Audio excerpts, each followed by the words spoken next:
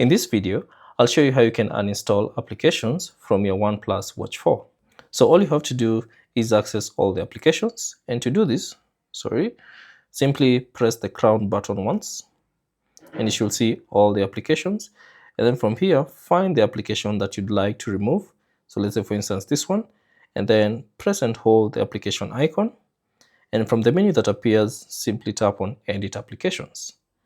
Now once you get to this section, find that particular application that you'd like to remove and then tap on the minus icon next to it, and then you should see this prompt, uninstall that particular application. To confirm this, tap on the check mark and that will remove that particular application. You can repeat the same process for all the other applications that you'd like to remove. So let's say for instance, if I want to remove this application, tap on the minus icon and then confirm by tapping on the check mark, and that will uninstall those applications. So thanks for watching. If you have any questions, leave them down in the comment section below and I'll see you on the next one.